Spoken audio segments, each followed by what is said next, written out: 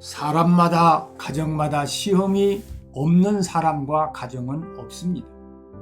환경이나 상황으로부터 오는 시험이 있고 마음으로부터 오는 시험이 있습니다. 그런데 모든 시험의 원인은 열등감 속에 자신을 무가치한 존재로 여기는 부정적 자화상 때문입니다. 성경 말씀 속에서 한 예로 민수기 13장 25절로 33절을 보면 이스라엘의 10지파의 사람들은 부정적 자화상의 노예가 되어 견고한 성과 거민과 자신의 메뚜기 같은 모습만 보고 절망하고 원망합니다. 그러나 똑같은 환경과 상황에 직면해 있지만 자신은 하나님의 형상으로 창조되고 하나님이 함께하는 소중한 존재로 여기는 긍정적 자화상이 확립된 갈렙과 여호수아는 시험에 절망하지 않고 가나안 정복을 말합니다. 환경이나 상황이나 마음으로부터 오는 여러 가지 시험을 당할 때 자신이 부정적 자아감으로 맞이하느냐 아니면 긍정적 자아감으로 맞이하느냐의 태도가 삶의 행불행을 좌우합니다. 시험은 사탄이 주는 시험이 있고 하나님이 주시는 시험이 있습니다. 여러 가지 시험을 당할 때 사탄은 세상과 자신만 바라보게 하여 죄책감이나 열등감이나 이기심이나 세상 것들에 대한 욕심으로 혼돈과 공허 속에 원망하고 절망케 합니다. 시험의 원인은 자신의 죄 때문이라고 생각하고 자학하는 사람도 있고 시험을 훈련으로 생각하고 하나님께 더 가까이 나아가는 사람도 있습니다. 미숙한 그리스도인은 사람을 의식하고 사람 앞에서 살고 성숙한 그리스도인은 하나님을 의식하며 하나님 앞에서 삽니다. 분명한 것은 사단이 주는 시험은 자신만 바라보게 하고 하나님이 주시는 시험은 하나님만 의지하고 바라보게 한다는 사실입니다. 저는 유튜브를 시작한 지 1년이 다 되어가는데 제 유튜브 설교를 듣는 사람이 너무 적어 마음에 시험이 들었습니다. 이상하게도 제가 잘 하지 못했다고 생각하는 설교는 많은 사람이 듣고 제가 잘했다고 생각하는 설교는 듣는 사람이 적어 당황스럽고 낙심이 되었습니다. 제 인생의 좌우명처럼 여기는 열왕기상 3장 6절에 다윗이 성실과 공의와 정직한 마음으로 주와 함께 주 앞에서 행함으로 주께서 그에게 큰 은혜를 베푸셨고 주께서 또 그를 위하여 그 은혜를 항상 주사 오늘과 같이 그의 자리에 앉을 아들을 그에게 주셨나이다 라는 말씀을 다시 깊이 묵상하며 여러 가지 시험을 당할 때 어떻게 해야 하는가를 상고해 왔습니다. 첫째, 인내를 온전히 이루어야 합니다.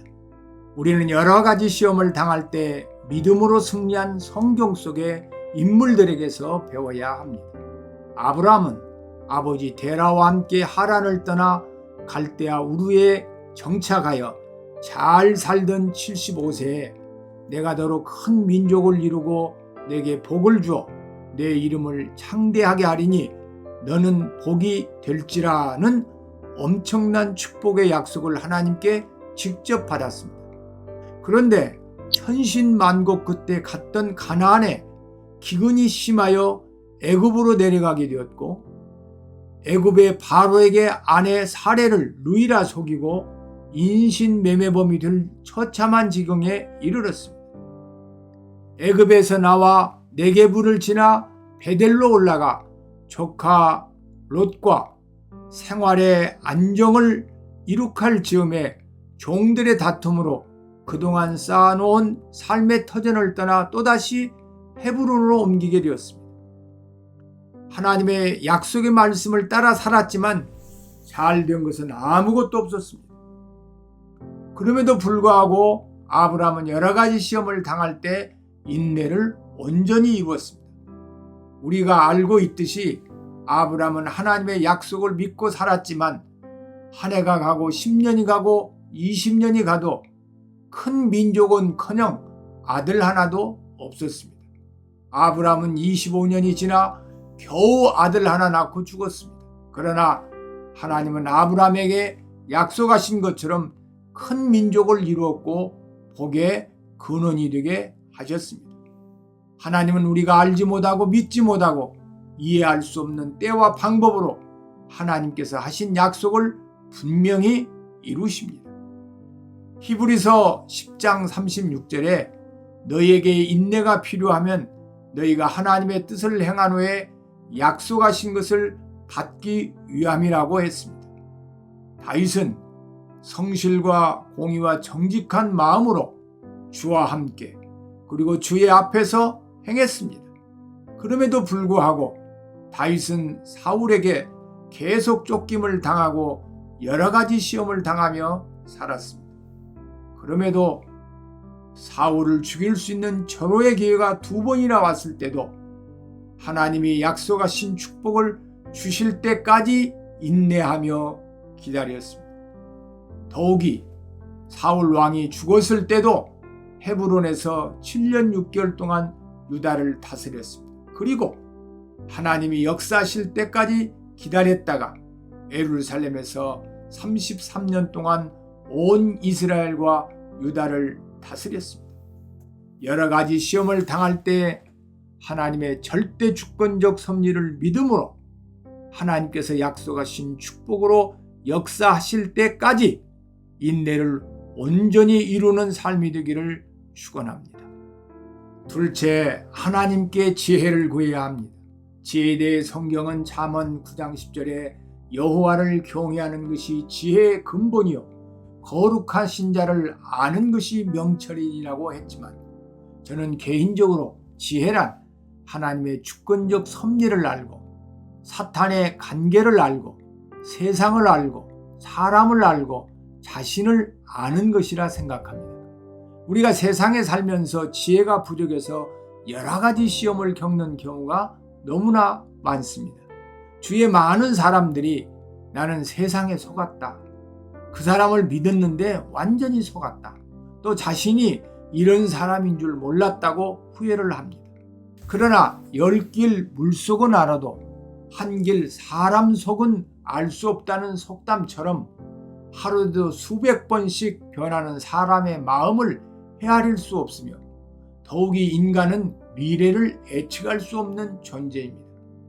우리는 사람이나 상황을 분별하여 올바른 선택을 하는 것이 사실상 불가능하기에 하나님께 지혜를 구해야 합니다. 현재 일어나고 있는 시험들이 우리의 잘못된 선택의 결과인가? 아니면 죄 때문인가? 아니면 하나님의 훈련인가? 또한 이러한 시험을 당할 때 해결책은 무엇인가를 하나님께 묻고 지혜를 구해야 합니다. 우리가 어려운 일을 당할 때 사람들에게 묻는 것도 문제 해결의 한 방법입니다. 그러나 우리의 장단점과 우리의 미래를 가장 잘 아시고 우리를 참으로 사랑하시며 세상을 주관하시고 섭리하시는 지혜의 신이신 하나님께 지혜를 구해야 합니다. 하나님께 지혜를 구할 때 피상적으로 구하지 말고 구하고 찾고 두드리는 끈질김과 간절함이 있어야 합니다. 하나님께 지혜를 구할 때 하나님은 성경 말씀을 통해 지혜를 주시고 하나님의 사람들을 통해 주시고 성령의 감동으로 우리에게 깨달음을 주십니다. 셋째, 하나님을 신뢰함으로 요동하지 말아야 합니다.